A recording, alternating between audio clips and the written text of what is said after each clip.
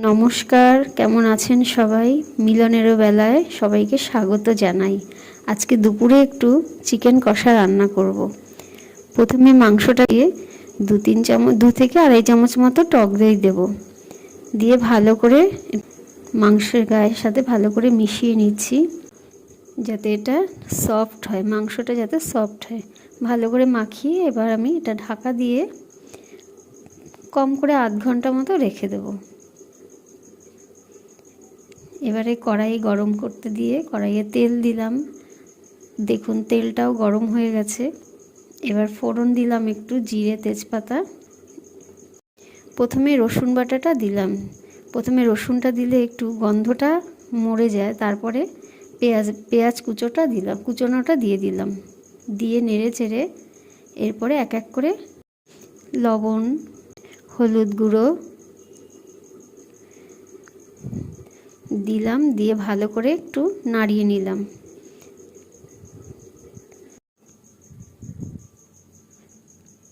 এরপরে একটু লঙ্কা গুঁড়ো দিয়ে দিলাম 2 চামচ মতো।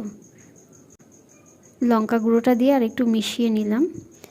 নিয়ে এবার আদা বাটাও দিয়ে দিলাম। দিয়ে এবার এটাকে ভালো করে মিশিয়ে একটু নাড়াচাড়া করব, যাতে পেঁয়াজটা মরে মরে আসে।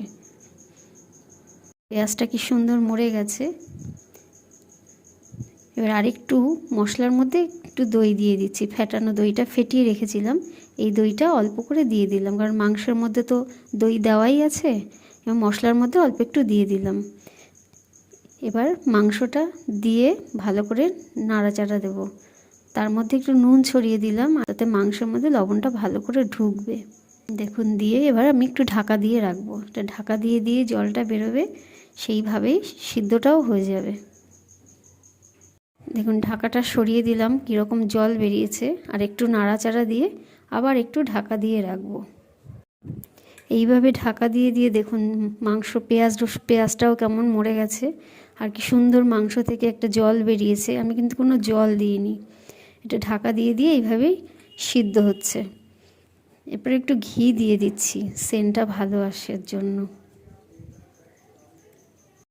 ঘি দিয়ে এবার নাড়াচাড়া করে একটু নামানোর আগে একটু গরম মশলাও দেব, দিয়ে নামিয়ে দেব।